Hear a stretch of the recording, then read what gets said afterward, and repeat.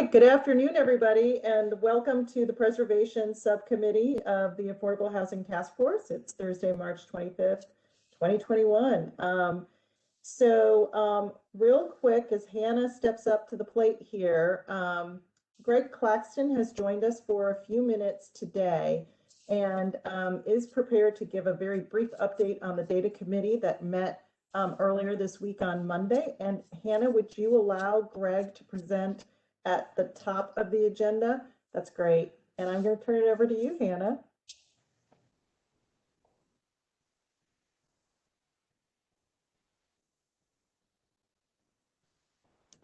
So Greg, would you like to, as you can see, today's agenda, part of the updates are from the working groups and the data committee. Greg, would you share with us what happened on Monday and what are some next steps? Sure. So we spent a little bit of time reviewing the data that had been pulled together so far, along with model data from the Austin Strategic Housing Blueprint. Out of that, we identified what seemed to be the key data points to prioritize for updating and reviewing and bringing forward into the plan. So I'm preparing updated data for next Monday for the group to get together again, focusing on a refined and more comprehensive gap analysis and forecast, refined projections for current program performance, pulling in some outside data that we haven't brought in yet on the divergence in pay and housing costs in Nashville, and then wrapping up the current inventory snapshot. Good deal. And of course, the reason why we're doing this is that much like the mayor's, motto, which is the Nashville that works for everyone, our working goal that we developed at the kickoff of the task force has been Nashville housing options are affordable, accessible, and available to all Nashvillians. And so the data set that Greg is working on comes out of all the slides that he's been sharing with us. But he's creating a short list, and that short list helps us to define how, really what is the target goal and how are we talking about housing options that are available to all Nashvillians. So Greg, would you hang on to see if there are any initial brief questions that folks have today?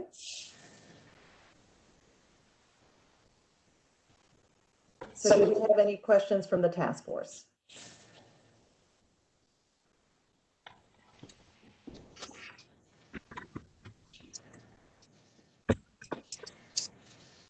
Okay, well, seeing no questions, we will prepare for Greg's presentation next week on the 1st in this subcommittee.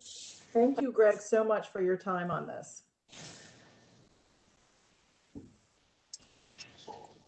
All righty, Hannah, take it away. Great. Hello, everyone. I want to first say I'm thinking of everyone. I know with the weather reports that some of us might be feeling some anxiety from last year. So hopefully you have a plan and you're safe. And of course, the city has resources, so reach out if you need anything. But for our agenda today, thank you so much, everyone, for being here today. Today is our day where we get to swap recommendations. So you get to see what the other subcommittee has been working on. And like I said last week, bring a lens to this to think of how to strengthen the recommendations. That's what we want to do from this process. So if you have questions, try to bring a curious mind to the recommendations, understanding that your peers who are experts in this work as well, in the same way that you are, have been working on these. And, bring your questions. This is certainly the time to have a really hearty, meaty discussion about these so that we can strengthen them. And then also bring up through this process, hoping to bubble up the themes. So Angie has done some work for this committee on sort of grouping together and surfacing some of the themes from your recommendations.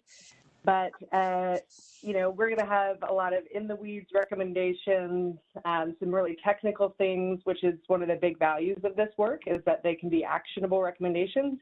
But one thing that Dia has been so helpful of is, that isn't necessarily digestible by the general public. It's then hard to also say, you know, we have this tool, what's the real purpose? What are we building towards? So the purpose of those themes is to sort of help guide, and Dia, jump in if I'm not wording this correctly, but, you know, instead of just this list of check, check, check, really what is the purpose of all of this work? Where are we going? How will we know when we've succeeded? And not just what are we doing, but sort of what are we building towards?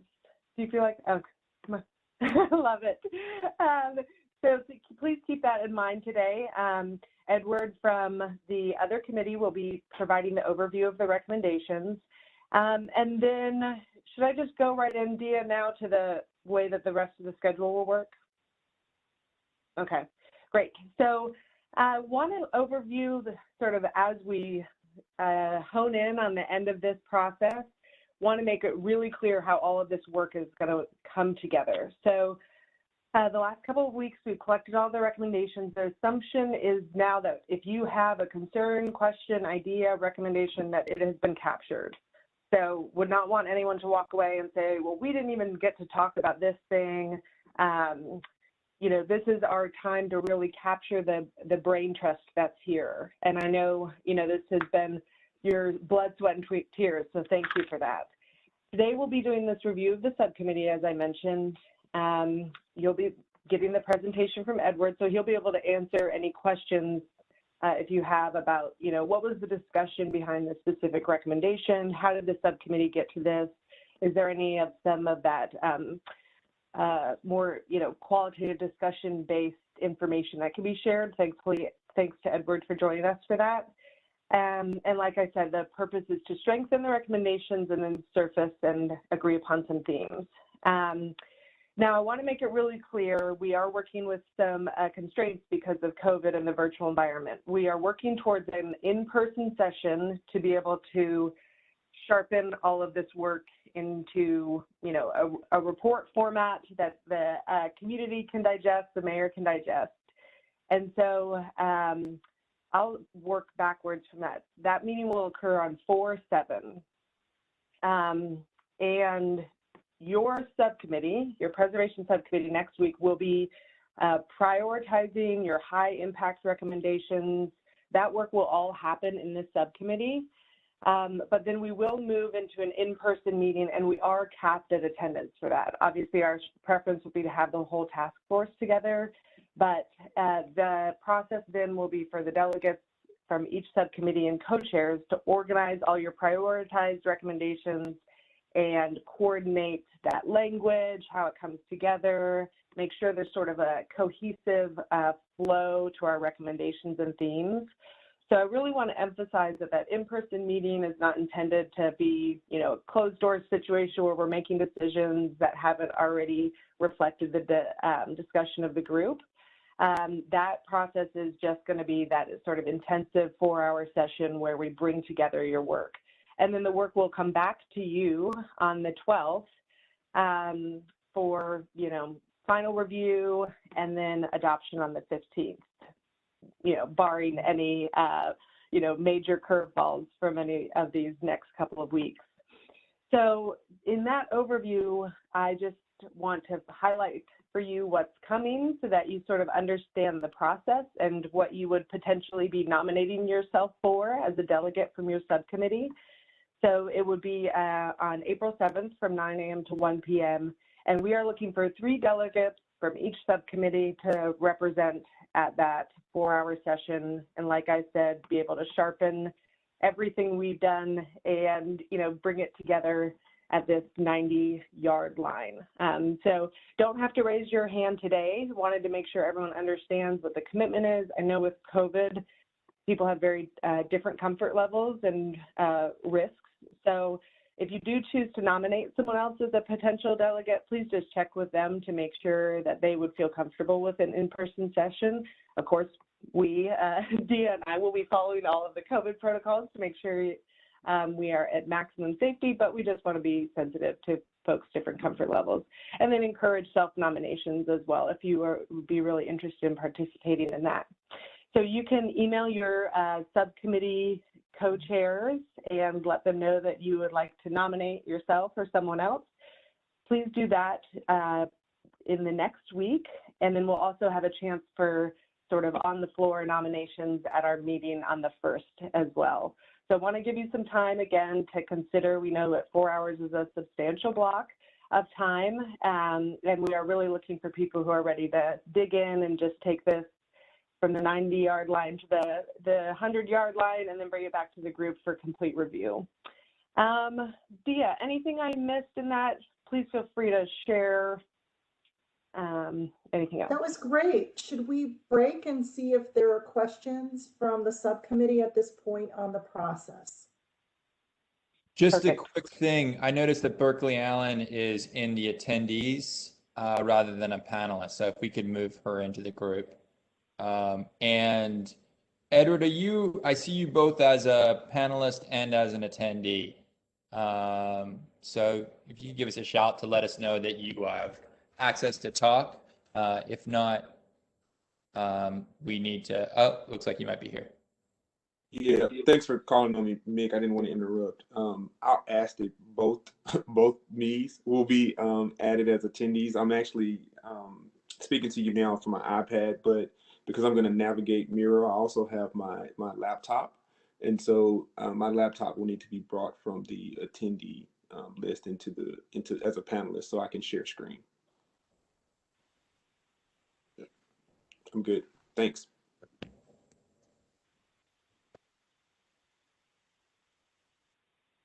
Thank you for that, Mick.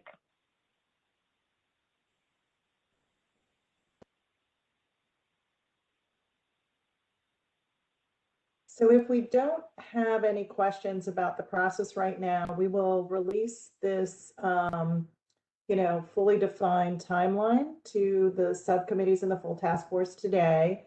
And we really encourage folks who like to participate in half-day facilitations and have 4 hours to donate to us. We would greatly appreciate that you nominate yourself. If you know of a subcommittee member who should definitely serve in the half-day planning process, you may nominate that person, provided that you get their permission to do so. Again, as Hannah stated, we would need your nomination in the next week before our next meeting on the 1st. At the meeting on the 1st, we will take floor nominations, and we will announce folks who are attending at the meeting on the 1st. And if we need to do a vote to break a tie, we will do that. We will set up the process to do that. But we want to make this as open and as fair as possible. All right. Hannah, do you want to go move on to updates from the working groups? Yes, thank you so much. So Dia and Greg have just been cranking along, and Nick from Greg's team, I know, has been doing some of that behind the scenes data processing. So big kudos to that data committee on really sort of getting us to a place that the data, feels reflective of the lived experience that people are having, but also anchors us in, the quantitative side, so we can actually track our progress and see what kind of impact we're having for our neighbors. I did mention to you guys last week that I was having some one-on-ones with Metro folks to try to get some of that legwork, some of that information based on the recommendations and questions you had. One of those was the legal memo that I sent out to folks. Another conversation that I had was with Trael at Public Property.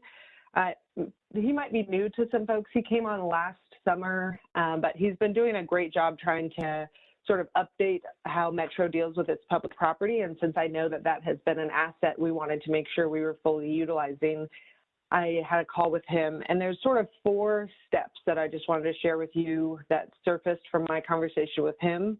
One, a number of you are familiar that there's Barnes back tax lots, and many of them are not desirable to our Barnes grantees. They have been on the list for years, and you have shared with me that they are just too expensive to sort of bring up to building standards. So, in our Barnes world, we'll go through the process of reviewing those one last time and voting on those and disposing of those to make sure that asset is then the funds come back to Barnes and we can use that asset in a different fashion.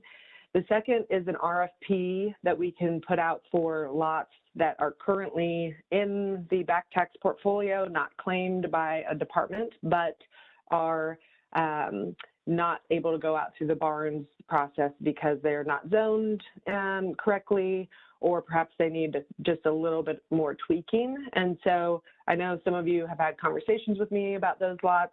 Those are really a chance for us as a city to signal that A, we want to put our assets to work, all of them, and we want to try some creative things, and sort of a call to a public-private partnership to engage a council member and see what kind of not only affordable housing, but community space we can bring to a neighborhood. The third step is how we can review land that other departments have.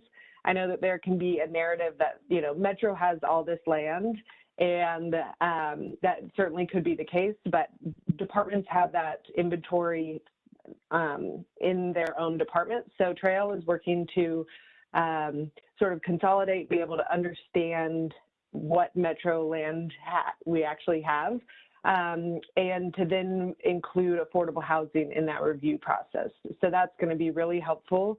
And then I know that I really appreciated those of you who surfaced the idea of how housing can even be incorporated into other departments, land, and construction and development processes. So I know the police precinct was brought up. That's a really big parcel. There's some things that we could do there. And I know that there's some future developments and obviously case studies from other cities that we can use as we look at that as well. So that was a really productive conversation. And I just want to say that one of the big values of this task force is sort of bringing that brain trust together to then go out and get that information. And then the next working group I'm working to put together is a working group on vouchers. And so please, I know a couple of you have let me know that you wanted to join that. I'm working with Norman Deep at MDHA on times for that. And then the third one is one with Lucy to discuss specific zoning concerns. And a few of you have also reached out to me about that. So I'll have another round of working group updates next week. Let me know if there's any questions on those. Hi, Kay. Yes. Hi. On the Trail's review of land that sits in that departments have, and consolidating it in some kind of list and then review for its potential use for housing. I'd like for there to be included in that review someone that sits with him that has this kind of experience. One of the many people in the community that can look at that and analyze it and say, here's potential, here's the possibilities. So that's more of a request as opposed to a question. That's great. I agree, because we want to make sure that we are thinking creatively. And I think that's where you see some of the things that come out of other jurisdictions. That's not necessarily just two Metro staff people sitting around. We want to have this task force be the beginning of this, not only engagement with our experts, but the community. So thank you. I appreciate that, and I'll share that with him. Thank you. Also, Kay, if you see that as an ongoing capacity, sort of new capacity that needs to be established, I would encourage that you be sure that it gets into the recommendations as well. Okay. Yeah, good idea.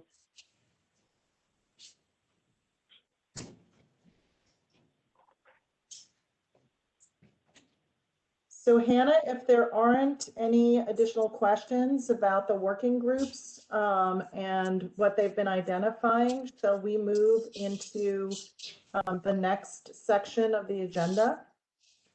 Sounds great. Okay. So today's work before us is both to verify some emerging themes around your subcommittee's recommendations and to provide additional recommendations, in other words, fill gaps in your sister subcommittee's recommendations. So Angie Hubbard has done a wonderful job in identifying some of the early and emerging themes across your subcommittee's recommendations. So these themes help us answer how can Metro Nashville ensure that housing options are affordable, accessible, and available to all Nashvillians. So I just want to level set at this moment. I know some of you are very familiar with the development of themes and strategic directions, and some less so. So I want to be sure that everybody has the same amount of information as we head into this aspect of today's agenda. In the Austin Blueprint, Austin identified 5 themes. It is typical in any strategic document that there are 3 to 5 themes or strategic directions that are identified. So the Austin themes are prevent households from being priced out of Austin, foster equitable, integrated, and diverse communities, invest in housing for those most in need, create new and affordable housing choices throughout Austin, help Austinites reduce household costs. So in the Austin report and in the appendices, these 5 themes become 5 buckets in which all the recommendations sit. So every one of their recommendations is assigned to one of these strategic directions or themes. And then what Austin did was to place an asterisk on recommendations that are high impact. So they had a full list of recommendations under each theme. Yet they identified at the top of the list which were seen as high impact recommendations. So that's what we will be doing as well. So what I'd like to do at this time is, since Angie has been able to identify several emerging themes, is to have Angie pull up on her screen in Miro and to walk through the themes as she has them now. And I'd like to have the subcommittee spend perhaps about 10 to 15 minutes just verifying what those themes are and augmenting them or changing them in ways that you feel reflect your overall recommendations. Angie, do you feel good about sharing the Miro? Ready to go. Okay. Paul, can you move the ball from me to Angela Hubbard? Very good.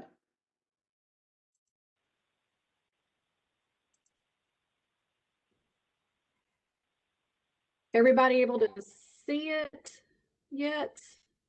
Not yet. There it is. It's loading. Okay, great. Thanks everybody for your time today. I reviewed these very quickly at the end of our meeting last week. Just as I was going through all these recommendations and organizing them, my brain kind of just went to certain buckets.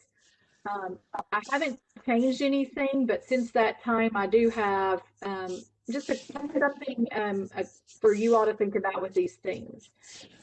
But primarily, I saw things evolving into these buckets. A theme around housing administration and data management. Lots of conversations around that capacity piece, both with and then understanding what inventory we had, and that's more of an operationals. But most of the things, whether we were talking about incentives or policies, or about a theme, which is the core of our subcommittee, is preventing housing loss. And I broke that into 2 sub-pieces. One with retain existing units. So we don't want to lose any physical affordable housing units that we have. The other piece is preventing displacement. So we have the physical units, but folks aren't able to stay in their homes for certain reasons. So that both of those lead to a theme of preventing housing loss. So the last time we met, I also had this long-term affordability theme that was rising up.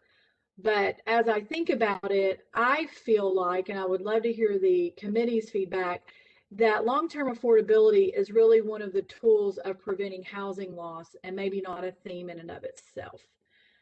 So that's my quick discussion and overview of the themes that I saw coming up. So Dee, I don't know if it's back to you or me to see I can't see the whole group's screen when I've got mine up to know what's really going on when I'm presenting.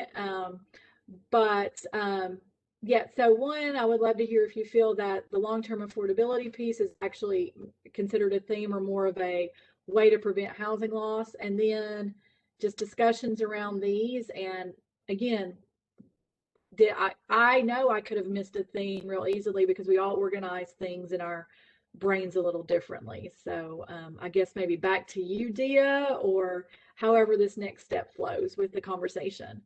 Sure. Let's open to the full subcommittee, and I will help moderate and certainly invite Mick and Edward and Kay to jump in on moderation if we need help here.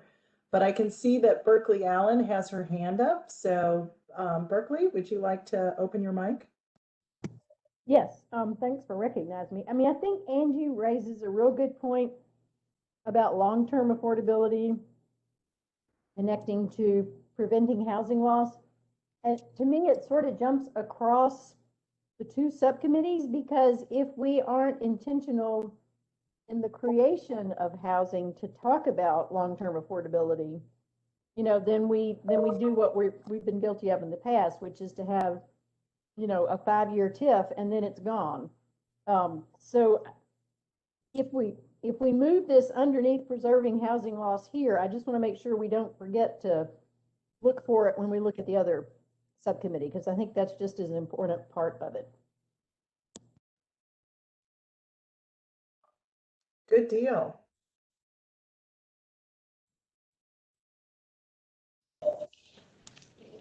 And Kay, would you like to share your comments or questions?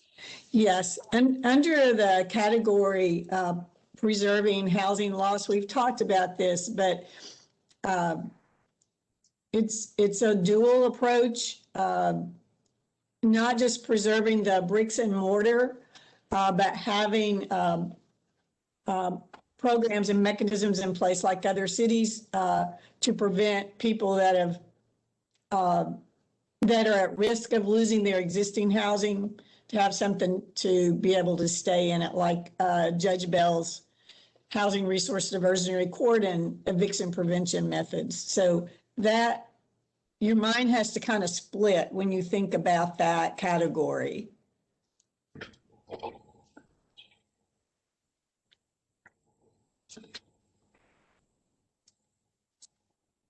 Angie and Hannah, do you have some thoughts on Kay's comment?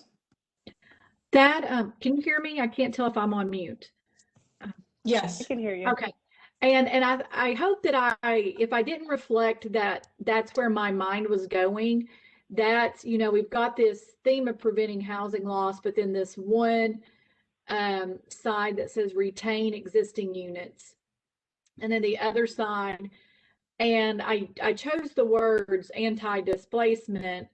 If there's a better way to describe it, to that point, this is the best way for me to say it. The retain existing units is to preserve the places, and the anti-displacement box is preserve the people in the places. So that's what I hope to reflect was, yes, there is a two-pronged or a two-parter to this preventing housing loss. Yeah. Okay. I understand that. Thanks, Angie. Angie, can you put a definition under anti-displacement in that way? Because anti-displacement can mean a lot of things if we don't define it. And so this is an opportunity right now for the full subcommittee, is helping to put more meat on the bones around these themes. I can see that Eddie Latimer has his hand up. Mr. Latimer, please join us. Yes, thank you. This is a technical thing, but isn't really long-term affordability about preventing housing loss? But is it really a separate standalone category, or isn't that the goal of long-term affordability, is so that we don't have that housing loss? What happened, Dia, you weren't around, but about 15, 20 years ago, HUD had a mandatory 5-year forgiveness period. And it didn't matter what we had in that home. In 5 years, whoever was in that home got away with all the money. So HUD realized through a lot of problems that thing caused, specifically for the balance sheets of the nonprofits. HUD realized that was not going to happen, so they got rid of it. And it doesn't exist anymore at the federal level, but everybody's still sort of in the field is still reacting to that 5-year policy, which was a bad policy.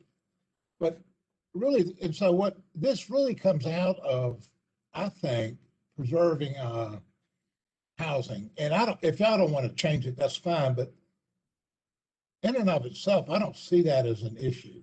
And that's just me. I see it as an issue underneath preservation. Thanks, Eddie. That was when I originally created that and then revisited, I started thinking that's more of a tool than a theme. Just like Yeah. Good deal. Marshall Crawford has his hand up. Please join us. Yes, and good afternoon, everyone. Angie, one of the themes that I think it's probably built into some of these others, which is really a no-brainer, but I see a lot of themes that are focusing around financing or the different aspects that require some type of financial aspect that is associated with this. Would you see that as a theme in here somewhere also? Thank you, Marshall. I really thought a lot about that, and again, how we organize our minds. I was thinking of a theme as like our ultimate outcome. And to me, our ultimate outcomes are preserving these physical places and keeping the people in their homes.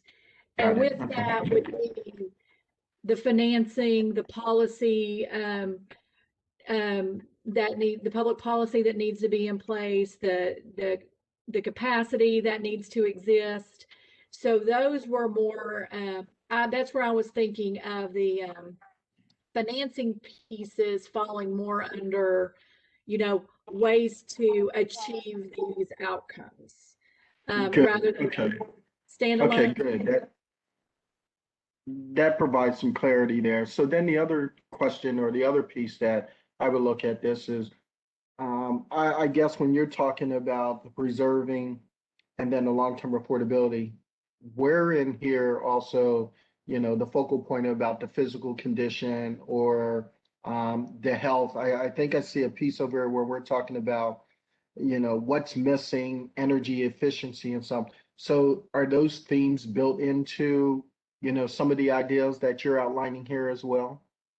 Yes, the both could either fall, and that would be where I would hope is we're talking about the recommendations and where things fall.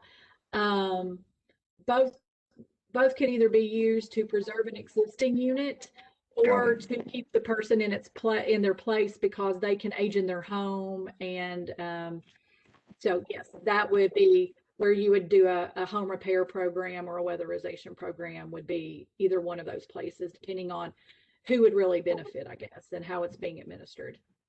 So, sounds good. So I have one other thing, if you don't mind, Delia, if I can ask. So one of the things that I don't see, or again, when we're looking at specific communities or neighborhoods, Is this really the high arching thought process more so as a theme that any of these can relate to any community or any neighborhood that we're focusing on?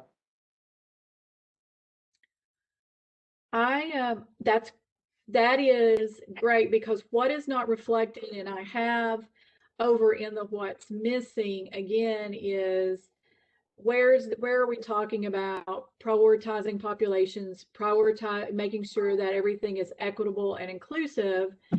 And that is where I would love to hear thoughts on, you know, we can put in things in place to retain physical units and keep people in their home, but where's that intentionality on who those are and where those are?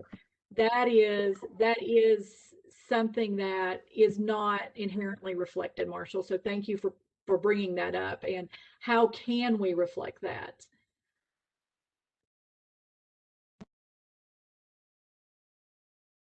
Angie, would you like flag that under the themes section about how can we reflect different tools for different neighborhoods and communities?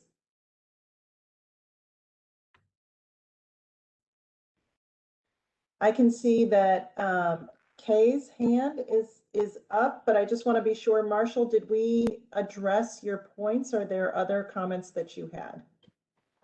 You did, and I would just add in there where you said neighborhoods and communities, I would also put people and populations as well. I think it also needs to be very inclusive, that theme and theory. Good. Very good. Thank you for clarifying that. Kay, go ahead. Yes, I'm just glad. I think it's important to have this box be, because we know that one of the things that we want to see happen is creating ways for terrible things that happened in the past, red line, segregation of income and populations. We want to create conditions where it's possible for our neighborhoods to reflect diversity. And so I think in order to keep that top of mind, we have to have some statements, pretty clear statements around this, and then it be reflected in recommendations. I know it's a hard nut to crack. I don't shy away from that, but I think it's just critical and essential that we keep that top of mind. So we'll figure it out. So Marshall, I just wanted to go back to you for a second. So right now, Angie has a flag that says, how can we reflect different needs for different communities and populations / people? Does that reflect what you had said earlier? It does. I think it captures a part of that, just making sure that there's a linkage between, neighborhoods, communities, people, and populations, simply because we know that one size doesn't fit all. What you do on part of a town is vitally different than what you're going to do or how you can do it on another part of town. And those neighborhoods and those individuals who have the ability of living there or having the ability to stay there is significantly affected by the tools and the financing aspects of what we do and how we go about it. And every aspect of housing, whether it's the multifamily side of it or if it's the single family side of it, is affected by those tools and the thought processes that Kay had just outlined there just a moment ago. So I think it captures that. Very good. Thank you, Marshall. Berkeley has her hand up. After Berkeley, what I'd like to do is just touch on several members of the subcommittee who have yet to share their opinions with us. And so I want to be sure we get to folks who we don't hear from as often. Go ahead, Berkeley. Thank you for letting me speak twice. Just to kind of follow up on the whole question about preserving affordable housing and thinking about all the different communities where we need it. when Greg showed that map, you know, of where the affordable housing is, there's some glaring empty spots in the county.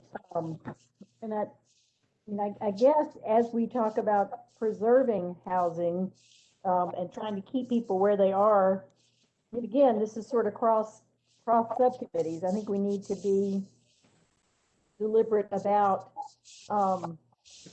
the creating housing in areas of opportunity that has been so hard to do, specifically with the history of redlining and other things like that. And again, I'm not totally sure how that even fits in with preserving, because there are some areas where there's nothing to preserve, I guess is the point that I'm trying to make. And how do we be deliberate about, you know, as we make the statements that Kay called out for, also make that statement that in some areas there's nothing to preserve, that makes it all the more important to look at the creation group. If I can add to that, I'm sorry, I cannot see to where I can raise my hand or anybody's faces. But Council Lady Allen, one way that we could think about that is with the prioritization of resources around home repair and weatherization work. For example, where we can use data around neighborhoods where there might be some investment or gentrification happening that's putting pressure onto homeowners, that you know, developers might be, again, might be that relationship with codes. You know, this would be a great place to say, we're going to prioritize our resources here so these homeowners have the resources to make these needed repairs. There perhaps may be neighborhoods that have people aging in place and making accessibility improvements. Also in places where they may have had some you know, repeated flooding or water sewer issues that may have been older traditional neighborhoods that could use that investment. So there are some ways to prioritize certain resources around preventing housing losses in still a lot of our neighborhoods especially around the core of the city. Thank you, Angie. I would like to now take just a few minutes to check in with Lethea Mann, Edubina Arce, and Dan Lane to see if you all have some observations or comments to share.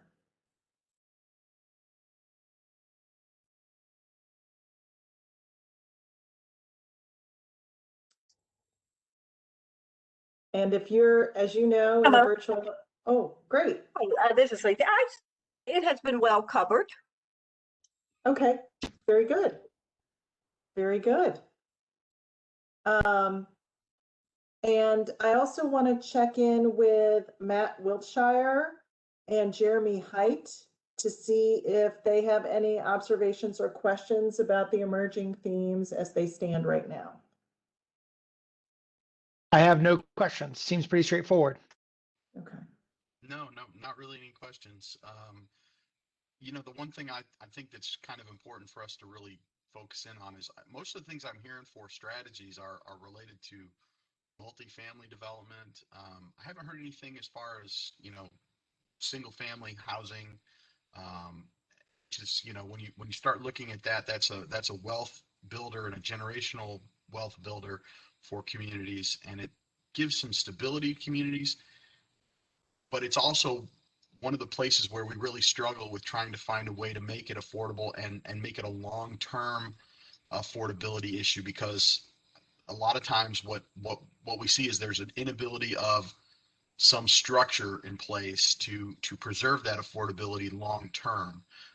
You know, if you give somebody the ability to build a house at a lower cost point, the first person who owns the house, when they sell it, reaps all of that benefit, and there's not anything for the next person.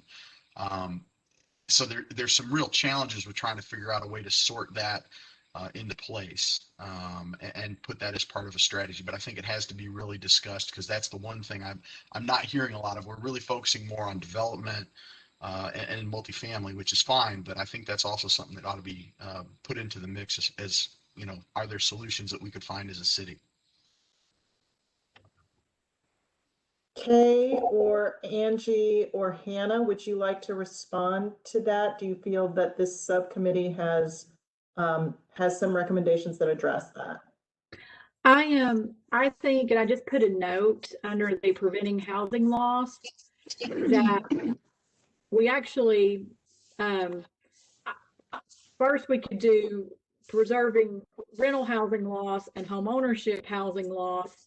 Then within those, we have this split, retain the physical units and keep the people in the housing, because there are different tools and different strategies based on whether it's rental or home ownership. So I am really glad that Jeremy pointed that out, that he can't see yet that we've made a distinction, and we can do that. We can be clear as we divide up and clarify these themes. Excellent. So according to my clock right now, it's 12:47, and I want to be sure that this subcommittee has a chance to review the recommendations that are emerging out of the creation subcommittee, and that you all have a chance to ensure that your concerns and your priorities are reflected in your sister subcommittee's recommendations. So what's going to happen next with these themes is that Angie and Kay are going to take all of your recommendations and assign them to one of these buckets of themes. And then in time for next week's meeting, so early next week by Monday or early Tuesday, you will have a new document to look at in terms of your recommendations based by theme, categorized by theme. And we will have a chance next week to look at your set of recommendations and be sure that they are appropriately assigned and that the themes are appropriately reflective of your recommendations. I see Mr. Latimer has put his hand up. I can take a quick question, but I know folks are eager to get to the creation subcommittee recommendations. Okay, thank you. Real quick, to Jeremy's point, home ownership is really challenging because it's about developing equity. That's the purpose. It's the American way. Harvard did a study on it. 84% of all personal American wealth started in their home or farm. So there's a challenge in dealing with long-term affordability and home ownership, and it's almost more like a replacement issue than a maintaining the home. So if we lose a home that's affordable because the values go up, which is Nashville's story, how do we replace that so we have a net zero loss? And that's something for us to look at as we think about this versus maintaining the home and depriving people of their equity, which is an unintended consequence, but nonetheless is a consequence. Thank you. Yeah. That's a great point, Eddie. You know, I think we should note that, which is replacement opportunities. At this point, Councilwoman Allen, did you have a quick question? This may be answered when we go look at the creation, but Emily Faden, who's on the other committee, had talked about saving homes that may be going through foreclosure or forbearance right now through the Community Land Trust. And that to me seems like one of the preservation tools that we haven't listed here. And so if it doesn't show up on the other one, I couldn't make my Q&A chat work to throw that thought. As we go look at our sister committee, if that's not on there, I think it needs to be on our list if it's not on theirs. Yes, so I think this is a perfect moment to have Ed. So Mr. Baggett, could you please pass the ball from Angie Hubbard to Edward Henley? Edward, I think you're listed here twice, so I think we want to go to your tablet, is where we're going to see Miro. Actually, can the ball be passed to the one that's not showing my face, right? So just the EH. That's my laptop, so I'll be steering from there. Sounds good. And Angie, thank you so much. You've done an excellent job. So appreciate it. Take it away, Edward. Thank you so much, and thanks everybody for having me. I'm assuming I will need the little ball passed to the other Edward Hemley. But while that's happening, I want to just give an overview of what the creation committee has done, and you all will be familiar with the concept because we also have been using Moreau. I'll be giving an overview, and then I'll be drilling into what I'll call our sections of discussion that have really started to create our recommendations going forward. Let's see. Okay, so I do have the ball now. Just to get to where I share my screen.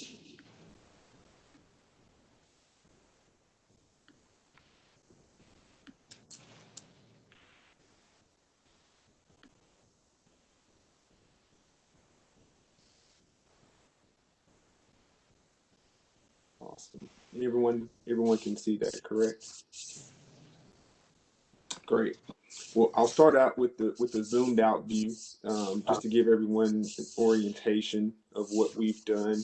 We also have a color-coded legend related to the areas of AMI, and as I zoom in, I'll talk about each of those. But just as an overview, we've not really taken the time to step aside from our initial recommendations and discuss themes. But what we do have are categories at this point for our recommendations, and I won't read them all off to you, but you will see that a lot of them are kind of dovetail with exactly what the preservation committee has been touching on, particularly the largest boxes everyone can notice from size is funding, right? I mean, I think that is a critical piece of everything that we're talking about, but some others to really highlight are both policy, zoning, and capacity.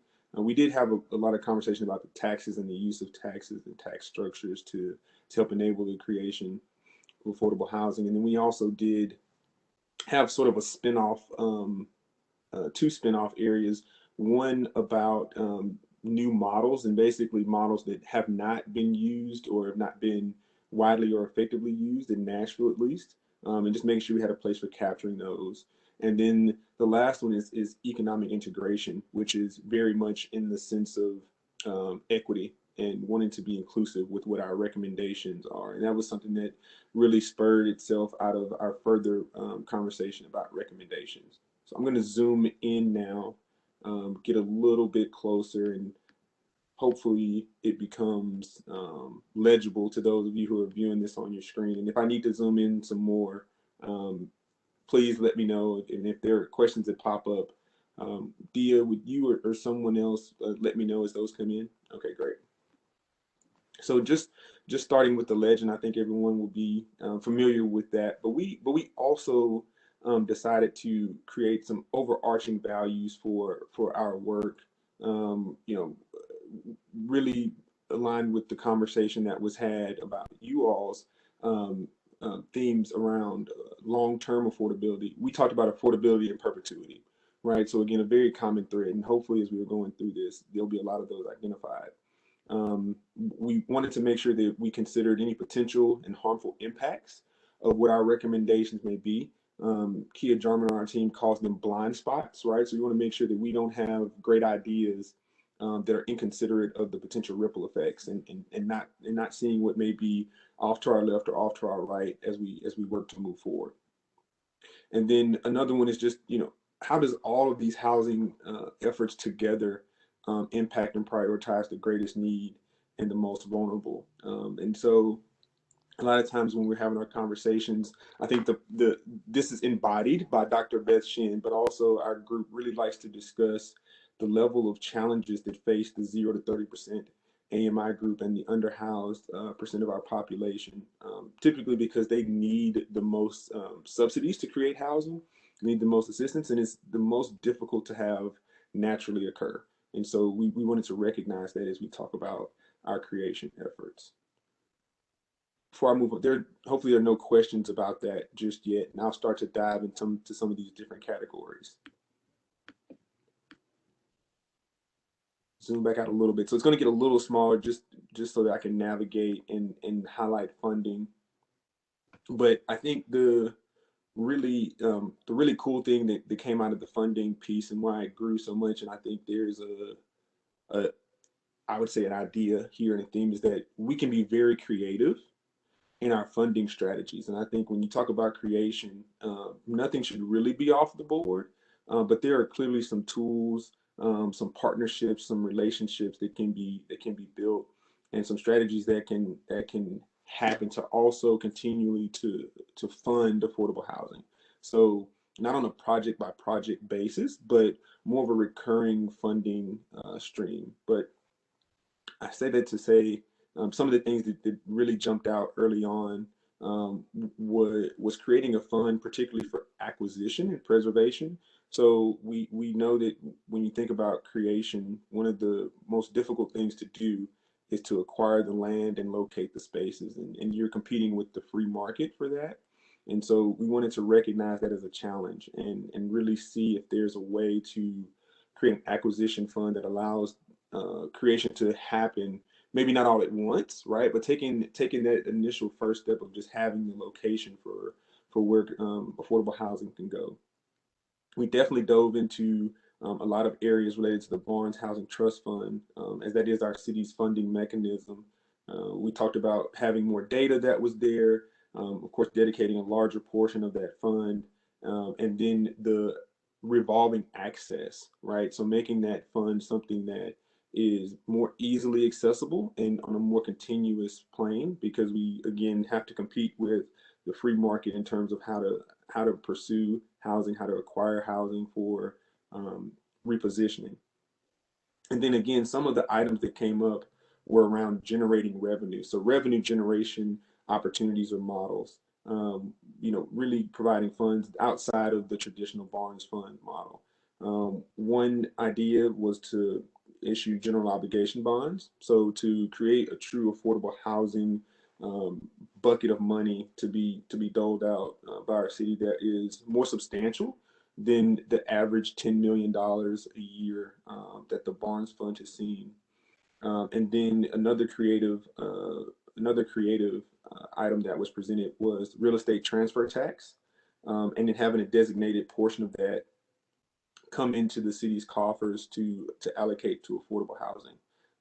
One of the clear reasons for that is our housing market is on fire, and the ability to take advantage of that, there's clearly ways to do so, but this is a mechanism that seems to already have a structure in place. And then again, linking fees, impact fees, and for residential and commercial development, just having a portion of those dollars go to affordable housing as well. So if I was to say there's a theme within that, it's we recognize that affordable housing is such an issue for us because of the pace at which development is happening in our city. And with those transactions, there's probably opportunity for us to take advantage of carving out funds to dedicate to affordable housing. We did also start to really challenge some of our own assumptions on what are really good models of affordable housing in terms of diversity of offerings. And, we talked about the requirement of permanent affordability and really wanting home ownership to be locked in and as a tool, opposed to just creating rental units. And so I think Eddie's comments really did dovetail very well into our conversation. And so we brought up some examples of shared equity programs that have been stewarded by the Housing Fund. And again, we just called out that they are very successful models, but they do require that stewardship piece. So while you think about a multifamily project, you do have an entity that owns and operates that facility and those units. Usually in housing, what happens is there's a transaction, you have a homeowner, and then they become separate or disjointed from any type of affordability requirements and any type of organization. Shared equity program is a model that allows you to have those things live in harmony. There's plenty of other tabs on here.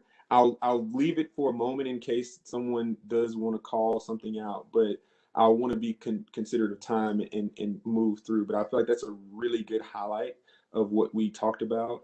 The only thing I'll mention before I move on is really and truly the focus on partnering and structuring some better relationships with MDHA, whether that's adding additional funds and injecting a request for more affordable housing inside the Envision projects, and then also leveraging and utilizing the vouchers in a more strategic way to assist with those who are in the most vulnerable population.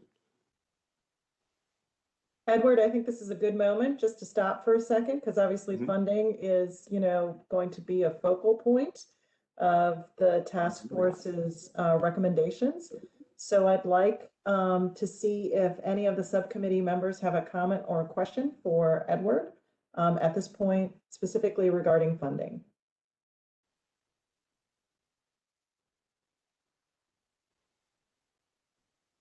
Okay. So of course, in the virtual environment, we take silence as consensus. And so I think that's your green light to keep moving, Edward. Oh, we have a hand from Kay. Yep, Kay has her hand up. Go ahead, Kay. Thank you. Edward, in your discussions around what are good affordable housing models, did you come up with a bucket list for both housing models to help people have tracks to building wealth, i.e. home ownership, and then a list for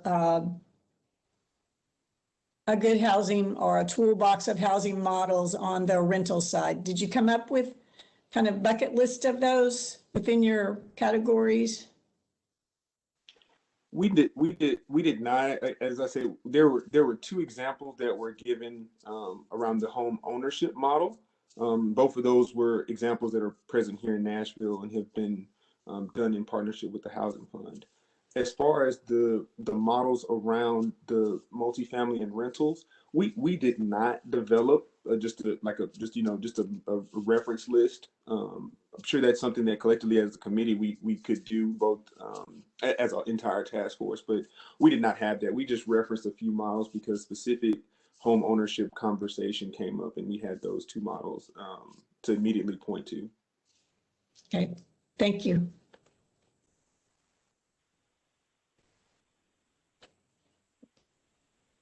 Marshall Crawford has his hand up. Go ahead, Marshall. Thank you. Thank you. I appreciate that. Thanks, Ed, for sharing that. Were there, and the reason I didn't participate, I didn't want Emily and I to both be on the same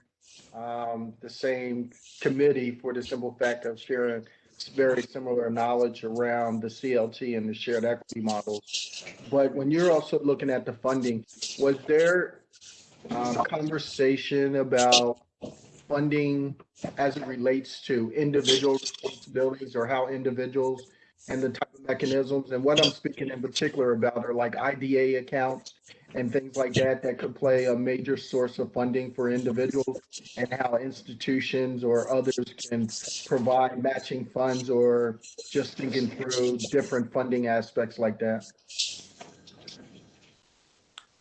Not particularly. I think the key thing was diversity in funding, though, and so it did not get as specific as what you were talking about, Marshall. But it's how do funds not necessarily go just to projects, but they actually go to programs and people, as you mentioned. And we started to touch on that a little bit more in our capacity section, because it talked about not only enabling programs, but also assisting with smaller scale developers and like you said, initiatives that may, again, deliver affordable housing, particularly home ownership as well, but not necessarily a detail of what a program might look like.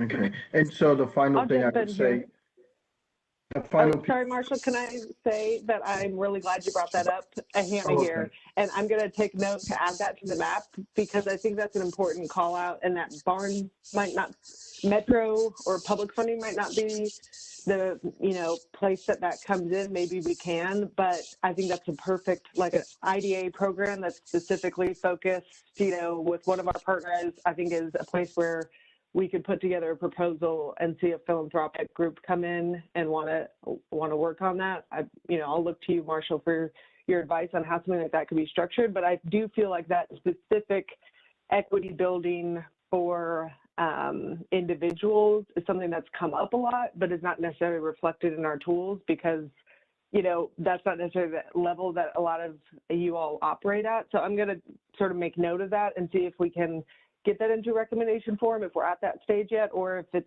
goes into our what's missing and, we sort of say we're going to keep workshopping that and see if we need to talk to any other folks about that. Thank you so much.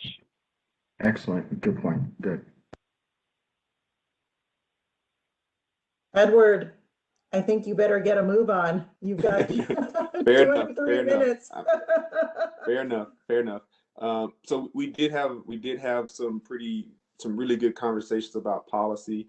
And again, this is a transition, that ties to funding very, very closely.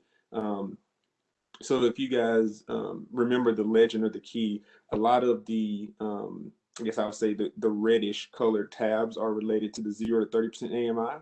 And so we really discussed how policy can impact the groups that are at the lowest end of the affordability spectrum. And we spent a pretty significant amount of our time talking about the housing choice vouchers, understanding that they're already a tool that is in place, but there's a distribution of those that is not necessarily focused or prioritized from lowest level of income to highest level of income. They're dispersed across the income spectrum. But really, that's a very effective tool and one of the most effective tools around housing people that are not necessarily on property that's owned by MDHA in public housing, but their ability to have housing in the free market and to secure properties. And so we talked about exploring the prioritization of those housing choice vouchers, what appropriate incentives could be placed to support landlords wanting to participate in Section 8, because we talked about the amount of vouchers that are out there in the market but are unused. And so we did talk about the fact that, one voucher to someone that's in the 0 to 30% AMI absorbs more resources. It is more dollars than one for someone who is in that 60 to 80% AMI. And so realizing that a prioritization may mean and produce less vouchers. But I think that's something worth studying. And I think for the committee, that's something worth studying because we have a lot that are unused right now. We also talked about just increasing the program, right? So in conjunction with creating something that facilitates more more landlords that are accepting the vouchers. Now, if that mechanism starts to work, then creating, I think we actually put doubling, but really just increasing the number of vouchers that are available and how to fund those, and then creating a dedicated source of funding to attract new landlords to that program. So there may be some landlords that are still unaware of the program or maybe intimidated by the process. And so really making sure that there's an avenue for them to be connected. But aside from that, in the larger realm of policy, making sure that, housing itself is not what makes a higher quality of life, and understanding that there are things that are needed, essentially wraparound services. And so it takes a step beyond the initial housing placement.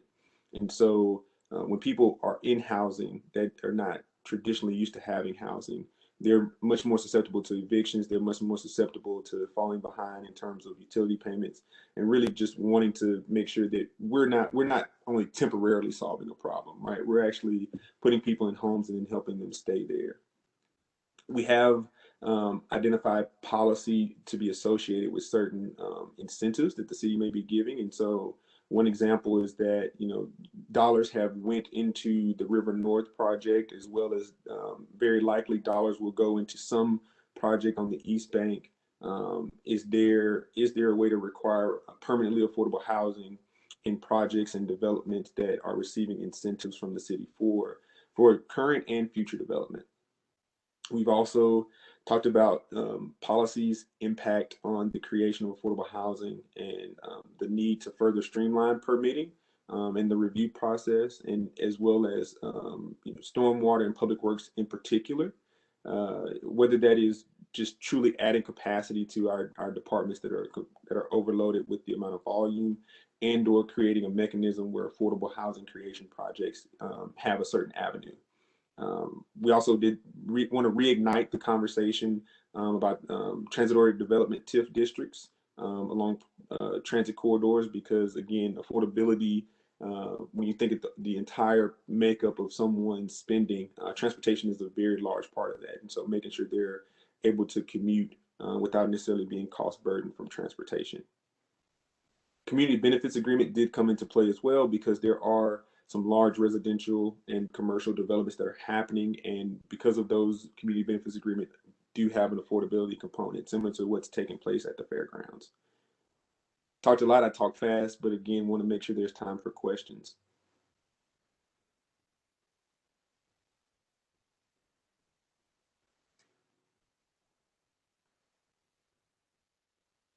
So Edward, currently no hands are up. I would encourage you to move to the next topic. Absolutely, happy to.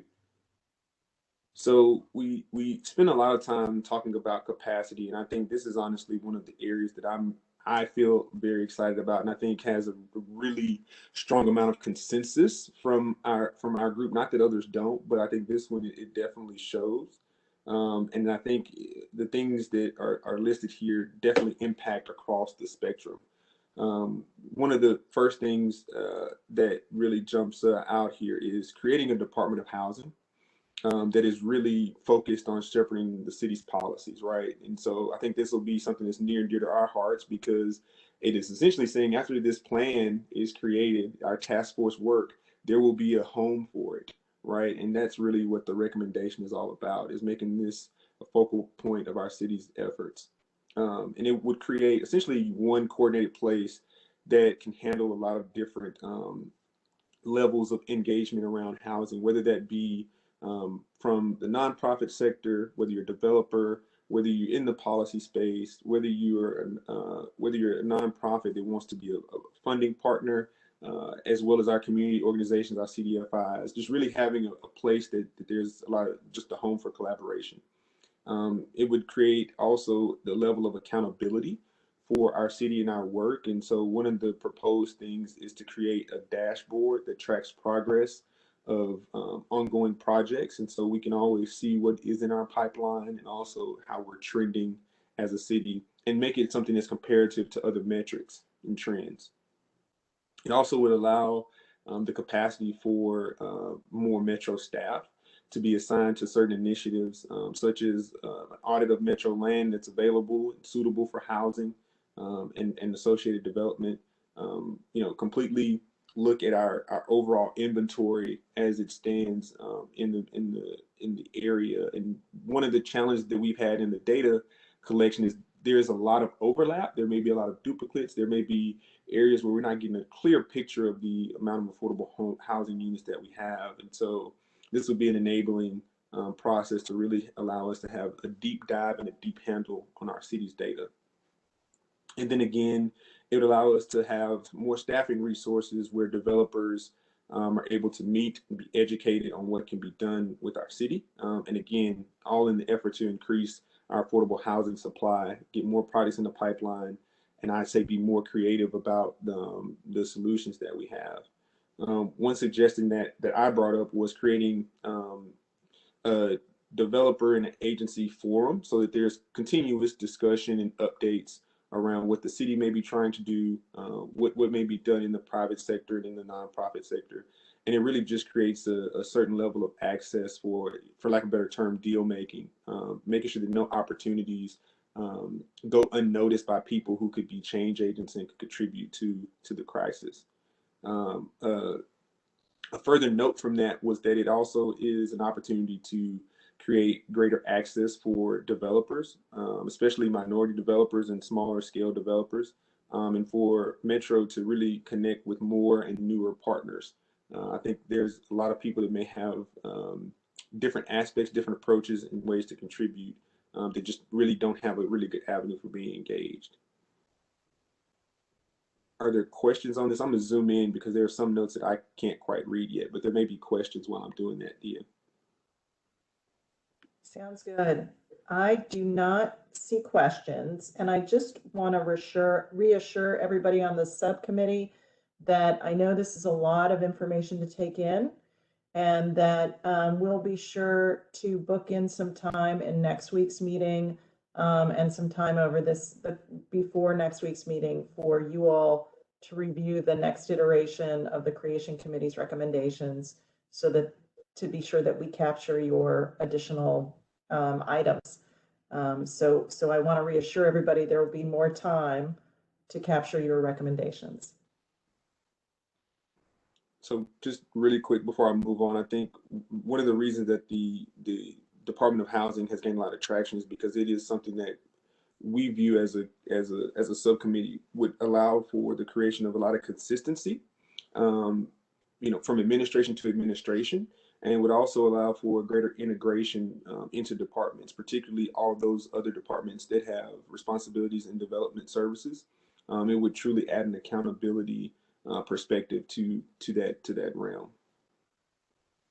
So Kay has her hand up. Kay, would you like to go ahead with a question, comment? Yes. How can people go back and review this? Will you provide a link to us so that we could go in and look at it and study it and think about the pieces? So away from this group time, because I need that. Yeah, yes, we can do that. Yeah. We can do that. We'll make sure everybody gets a link to the Miro board.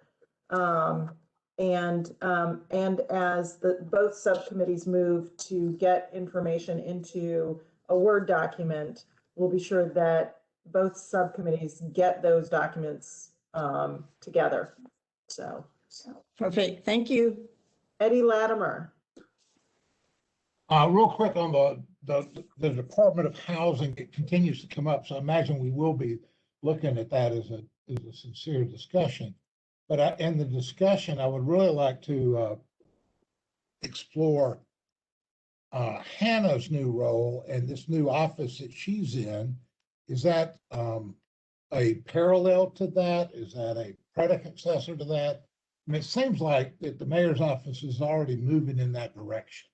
So that, with her role and her new job, and somewhere I would like to discuss that. So Hannah, if you want to write up a speech, it would be very welcome. So thank you. At the risk of have one that I stepping, just keep in my pocket, Eddie. Okay. So is that an elevator thing? Okay, good. Yeah. from a sheer process standpoint, I'm just going to say this, is that I know that's been an item that has gotten a lot of interest.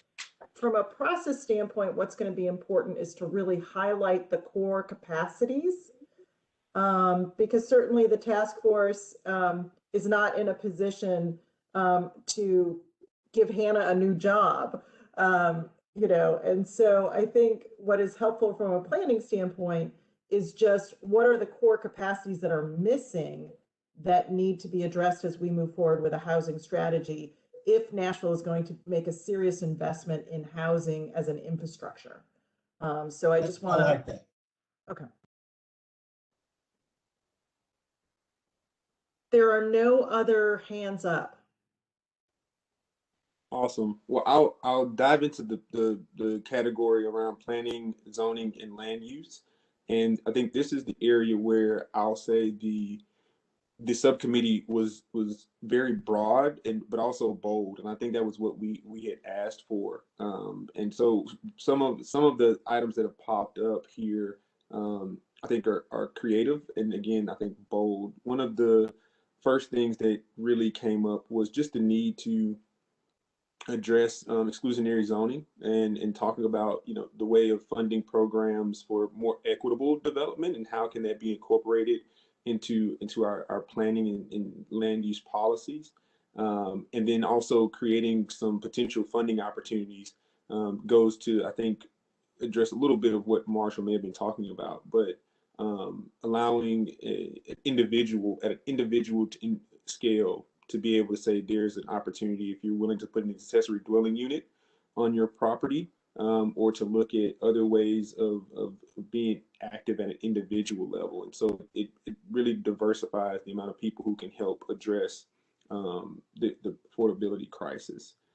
We have had a lot of conversations about zoning to the point of banning single family zoning, but more moderately looking at legalizing or re-legalizing a middle housing, which is essentially allowing for units in certain areas between 2 to 6 units on certain properties, attached units on certain properties where currently most of our zoning only allows for single family and 2 family zoning.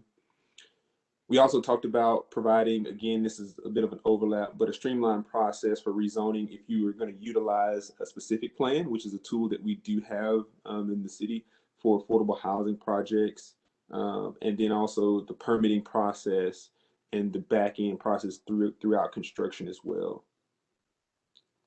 We talked about the ability to study and look at a pilot program or pilot projects on what would be considered gentle density, which is essentially more than adding just an accessory dwelling unit, but truly neighborhood scale, much smaller scale, but adding more density in neighborhoods along not necessarily major corridors, but more so neighborhood scale streets. We talked about exploring opportunities for incentives around affordable housing, and so you know, lessening parking requirements. Anything that doesn't conflict with state law, because we know things get tangled up there, but really studying what Metro as a city can do to have flexibility in those areas, or to make acquiesce certain things so that affordability is attainable. We did talk about, you know, really looking at what micro housing, tiny homes, what does that really look like in terms of our zoning policy? Are those things prohibited? Are there ways that those can be strategically enabled so that we have solutions for affordable housing? We talked about any particular barriers that may be in zoning now for existing structures, whether they are, you know, historic, whether they're in certain overlay, but ways that they can be used or converted to multifamily housing that will allow us to address our growing demands. And a really idea that actually is being done in other places, but utilizing density and height allotments to include affordable housing. The particular note says on new metro buildings, but also around the country, it's being done on really what I would say public amenity spaces. And so whether it's libraries, schools, other types of office spaces, when there's property that's owned by the city, looking at it being also a great opportunity for the addition of housing stock in our communities. I don't know if there are any questions, Dia, but some of the comments that we have that put a little bit more context to this is just talking about the extensive processes around going through zoning changes, and really saying that if we can find ways to expedite those and just create more opportunities, again, kind of pushing back towards that capacity section, there's some ways that we think we could incentivize more development of affordable homes. There are not any hands raised at this time, so I would encourage you to keep going. We have about 5 minutes left. Awesome. So. Well, I started with the larger groups, and I'm working through to the smaller ones. So hopefully I'll be able to get everything in. We discussed land, and land is its own particular category. And really the overarching thing here was land banking as well as excess property. So essentially property that could be owned by the city or some entity associated and related to the city for the purposes of creating affordable housing. Land banks, again, could provide equitable land so we could be able to see distribution of affordable housing.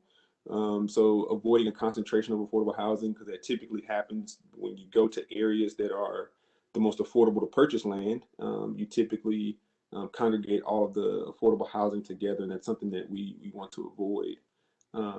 Again, establishing a process for Metro to leverage city-owned land for affordable housing developments. Again, just aligning priorities across the board. We did have some references. Memphis has a land bank that's a 501c3. And usually land banks have a certain amount of authority to clear title. We've heard how that's a challenge at times for any property owners that are getting property that may wish to do affordable housing. Those additional costs as well as time are deterrents.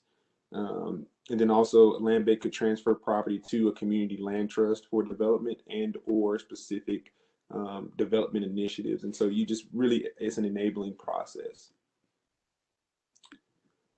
The other main category that we had was around taxes. And of course, use of pilots or payment in lieu of. One or two of the really big ideas that came out was the utilization of sales tax exemption for affordable housing construction materials. And so allowing the city or some partnered nonprofit or entity to leverage its tax exempt status to create a sort of a margin benefit for affordable housing development. The other was to explore tax abatement and the transferring property into tax exempt entities such as the Industrial Development Board. Again, limiting or completely removing property taxes can have a great impact on a project's bottom line, as well as preserving affordability. As far as pilots in particular, we talked about utilizing pilots, again, to extend their further requirements on affordability. So as we continue to talk about affordability and perpetuity, how can we make sure that we're leveraging all of our tools to keep projects in an affordable price range for longer? Again, also leveraging pilots use with other complementary funding sources like LIHTC. We did talk about removing council approval for pilots. Again, placing it in the hands of MDHA or the Housing Trust Fund, because it removes the political aspect, but it also does allow for a much faster process, arguably a faster process. And then again, we wanted to look at other models, and I know Kay had asked for this, but Memphis and Chattanooga both, they have pilots and LIHTC projects that have affordability requirements that have much longer terms. And then also Memphis has permitted some projects to re-enter a pilot. So just because you went through it once, you can actually go through that process again to really just incentivize that continued affordability. Got like 1 minute left. And so one thing I really wanted to highlight is we talk about economic integration and equity. We called out a lot of things here. And like we said, we didn't want to miss blind spots. And so we talked about being sure that there was dispersal of affordable housing and making sure there's an equity lens on where they're placed, making sure that the housing choice vouchers can be used anywhere. And so not sure if there's an opportunity for MDHA to really push that as part of their model on their vouchers. And then also look at just the overall need to repair certain relationships with developers and groups who may have tried but been unsuccessful in their pursuit of affordable housing. And so making sure that there is an olive branch extended and a clear desire to make things work in this realm. I'll leave it on the new models, but I know we've run out of time, so they're pretty easy to read. So I'll zoom in just so anyone can absorb those. And I know we'll be sharing these with you all. So thanks for allowing me to occupy the past, 20 or so minutes of the meeting. Thank you, Edward. I know we're right at 1:30, so I'm just going to say very quickly for those of you who have to jump off right now that our next steps are is that you all early next week will get a Word document from each of the committees to take a look at how their recommendations fall into themes, and to be sure that the Creation Committee has all the recommendations you'd like to see there. We'll also be sure to send you this Miro link so you can take a look and zoom in. We will also follow up with you regarding nominations for the half-day planning session. And now I'm going to turn the meeting back to Hannah. Great. Thank you again, Edward, for pulling double duty and coming to speak to our subcommittee. And like Dia said, we'll make sure to share so you guys can get into the weeds with these. But I really appreciate everyone tracking with these and, again, strengthening our recommendations. I have certainly taken a lot of notes on ways that we can get more specific, especially for some of our recommendations. I'm hearing a theme around what can we do to hold ourselves to a commitment to especially individuals and how we can build equity for more folks in the community. So thanks to everyone, and we'll see you next week. Thanks for hosting, Dia. Thanks, Edward. I'll see you guys. Be safe. Bye-bye. Thanks, everybody.